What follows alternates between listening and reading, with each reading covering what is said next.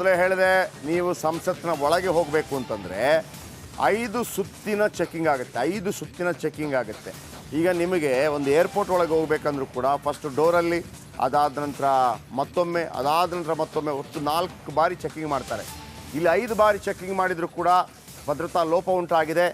7 ಮಂದಿಯನ್ನು ಇದೀಗ 7 ಭದ್ರತಾ ಸಿಬ್ಬಂದಿಯನ್ನು ವಜಾಗೊಳಿಸಿ ಆದೇಶ ವಜಾ ಮಾಡಿದ್ದಾರೆ.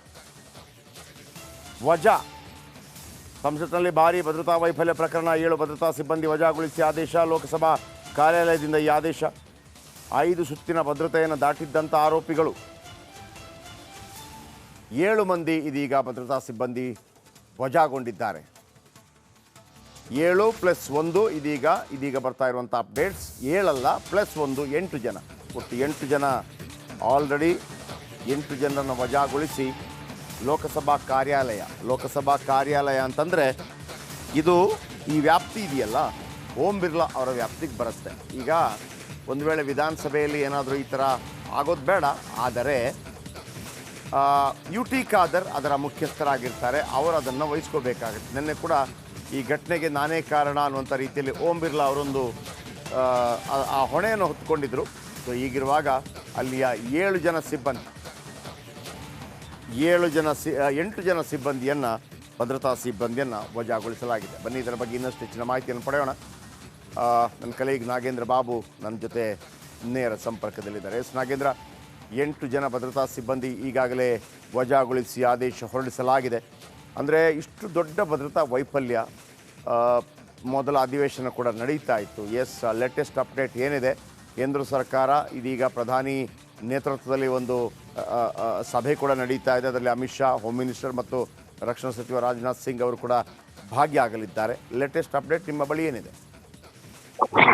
ಜಯಪ್ರಕಾಶ್, ನೋಡಿ, 2001ರಲ್ಲಿ ಯಾವಾಗ ಪಾರ್ಲಿಮೆಂಟ್ ಮೇಲೆ ಅಟ್ಯಾಕ್ ಆಗುತ್ತೋ ಅದಾದ ಬಳಿಕ ಆ ಮುಂಚೆ ಇದ್ದಂತಹ ಒಂದು ಭದ್ರತೆಯ ಒಂದು ವ್ಯವಸ್ಥೆಯನ್ನ ಕಂಪ್ಲೀಟ್ ಆಗಿ ಚೇಂಜ್ ಮಾಡುವಂತ ಕೆಲಸವನ್ನ ಮಾಡಲಾಗುತ್ತೆ.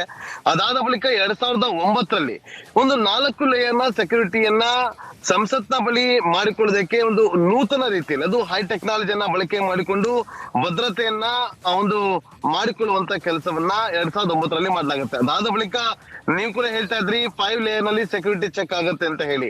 ಆದ್ರೆ 5 ಲೇಯರ್ ಸೆಕ್ಯೂರಿಟಿ ಚೆಕ್ ನಲ್ಲಿ ಮೊದಲ ಹಂತದಲ್ಲಿ ಸೆಕ್ಯೂರಿಟಿ ಚೆಕ್ ಆಗುವಂತದ್ದು ಸ್ಥಳೀಯ ಪೊಲೀಸರು, ಅಂದ್ರೆ ಸ್ಥಳೀಯ ಪೊಲೀಸರನ್ನ ಅಲ್ಲಿ ನಿಯೋಜನೆ ಮಾಡಿರ್ತಾರೆ. ಅವರು ಬ್ಯಾರಿಕೇಡ್ ಗಳನ್ನ ಹಾಕೊಂಡು ಅಲ್ಲಿಂದ ಅವರನ್ನ ಚೆಕ್ ಮಾಡುವಂತ ಕೆಲಸವಾಗುತ್ತೆ.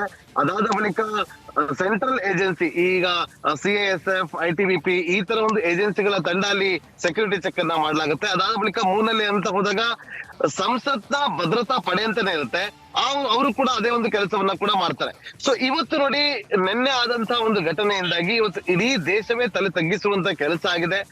6 ಜನರನ್ನ ಬಂಧಿಸಿ ಪೊಲೀಸರು ಕೂಡ ತನಿಖೆಯನ್ನ ನಡೆಸ್ತಾ ಇದ್ದಾರೆ. ಆದ್ರೆ ಇಲ್ಲಿಯವರೆಗೂ ಕೂಡ ಕೇಳಿ ಬರ್ತಾ ಇರುವಂತ ವಿಚಾರ ಒಂದೇ, ಆ 6 ಜನರು ಒಳಗೆ, ಅದರಲ್ಲಿ 2 ಒಳಗೆ ಪ್ರವೇಶ ಮಾಡಿದ್ದಾರೆ ಅನ್ನೋದಕ್ಕಿಂತ ಭದ್ರತಾ ವೈಫಲ್ಯ ಆಗಿದೆ ಅನ್ನೋದು. ಸೊ ಇದರ ಜವಾಬ್ದಾರಿಯನ್ನ ಯಾರು ಹೊರ್ತಾರೆ?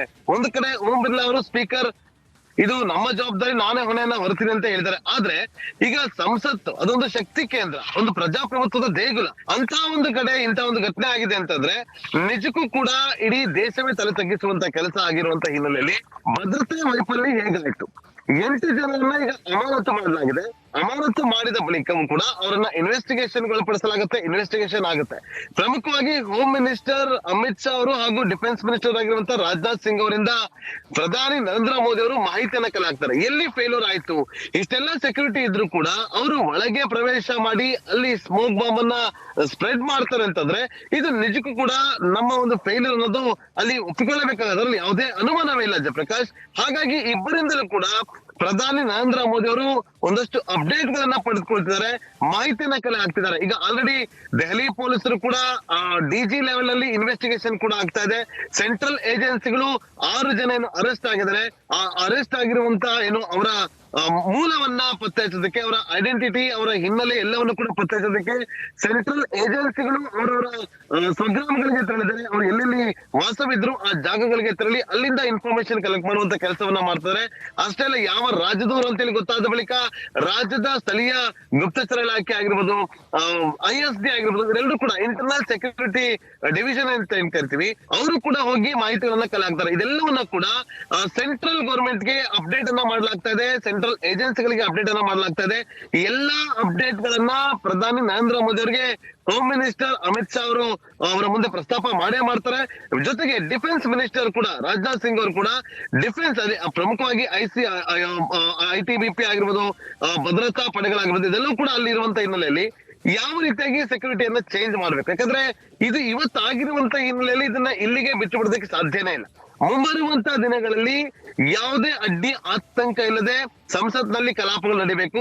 ಹಾಗಾಗಿ ಯಾವ ರೀತಿಯಾದಂತ ಕ್ರಮಗಳನ್ನ ತೆಗೆದುಕೊಳ್ಬೇಕು, ಈಗಿರುವಂತ ಸೆಕ್ಯೂರಿಟಿ ವ್ಯವಸ್ಥೆ ಏನಿದೆ ಅದ್ರಲ್ಲಿ ಏನಾದ್ರೂ ಬದಲಾವಣೆಗಳನ್ನ ಮಾಡ್ಕೋಬೇಕಾ ಅನ್ನೋದ್ರ ಬಗ್ಗೆ ಈಗ ಚರ್ಚೆಯನ್ನ ಮಾಡ್ತಿದ್ದಾರೆ ಒಂದಷ್ಟು ಅನ್ನುವ ಮಾಹಿತಿ ನಮಗೆ ಸಿಕ್ಕಿರುವಂತದ್ದು. ಜಯಪ್ರಕಾಶ್, ಇಲ್ಲಿ ನಿನ್ನೆಯಿಂದ ಕೂಡ ಯಾಕಂತಂದರೆ BJP ಚರ್ಚೆ ಸಂದರ್ಭದಲ್ಲೂ ಕೂಡ ಎಲ್ಲೂ ಕೂಡ ತಮ್ಮ ವಕ್ತಾರರನ್ನು ಕೂಡ ಕಳಿಸ್ತಾ ಇಲ್ಲ.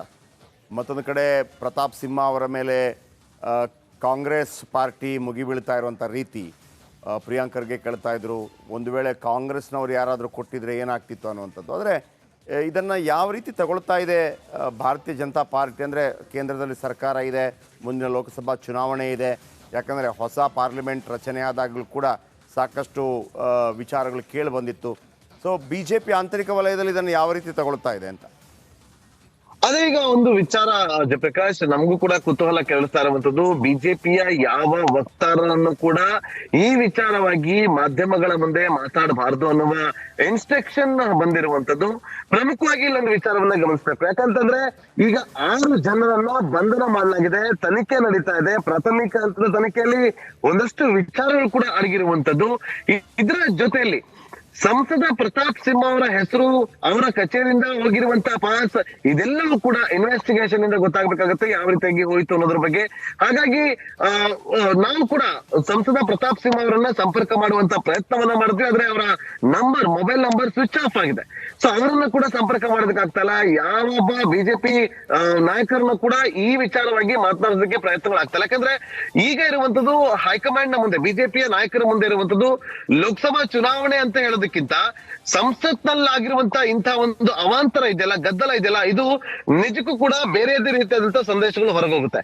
ತನಿಖೆ ಹಂತದಲ್ಲಿ ತನಿಖೆ ನಡೀತಾ ಇದೆ, ಪ್ರಾಥಮಿಕ ಹಂತದ ತನಿಖೆ ನಡೀತಾ ಇರುವಂತಹ ಹಿನ್ನೆಲೆಯಲ್ಲಿ ತನಿಖೆ ಮುಗಿದ ಬಳಿಕ ಅದರ ಸತ್ಯಾಸತ್ಯತೆ ಹೊರಬರೋವರೆಗೂ ಕೂಡ ಇದರ ಬಗ್ಗೆ ಮಾತಾಡಬಾರ್ದು ಅನ್ನುವ ಇನ್ಸ್ಟ್ರಕ್ಷನ್ ಏನಾದ್ರೂ ಹೋಗಿದ್ಯಾ, ಇದೇ ವಿಚಾರವಾಗಿ ಈಗ ಅಲ್ಲಿ ಚರ್ಚೆಗಳು ಮಾಡ್ತಾರ ಅನ್ನೋದು ಕೂಡ ತೀವ್ರ ಕುತೂಹಲ ಕೇಳಿಸ್ತದೆ. ಯಾಕೆಂತಂದ್ರೆ ಇಲ್ಲಿ ಏನೇ ಒಂದು ಹೇಳಿಕೆಯನ್ನ ಕೊಟ್ಟರು ಕೂಡ ಅದು ಬಹಳ ಪ್ರಾಮುಖ್ಯತೆಯನ್ನ ಪಡೆದುಕೊಳ್ಳುತ್ತೆ. ಹಾಗಾಗಿ ಜಯಪ್ರಕಾಶ್, ಥ್ಯಾಂಕ್ ಯು. ಆದರೆ ಥ್ಯಾಂಕ್ ಯು ನಿಮ್ಮೆಲ್ಲ ಅಪ್ಡೇಟ್ಸ್ಗೆ. ಒಂದಂತೂ ಭಾಳ ಸ್ಪಷ್ಟ ವೀಕ್ಷಕರೇ, 1:03ಕ್ಕೆ ಅವರು ಜಂಪ್ ಮಾಡ್ತಾರೆ. ಅದಾಗಿ 10 ನಿಮಿಷದ ಒಳಗಾಗಿ ಪ್ರತಾಪ್ ಸಿಂಹ ಅಂತೇಳಿ ಆ ಪಾಸ್ ಬರುತ್ತೆ.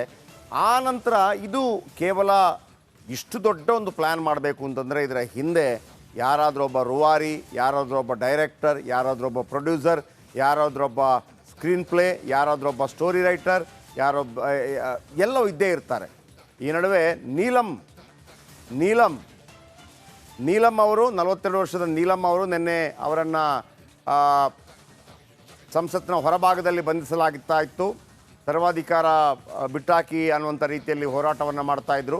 ಸೊ ಅವರ ತಾಯಿ ಸರಸ್ವತಿಯವರು ಮಾತಾಡಿದ್ದಾರೆ. ಸರಸ್ವತಿಯವರು ಹೇಳ್ತಾರೆ, ಇಲ್ಲ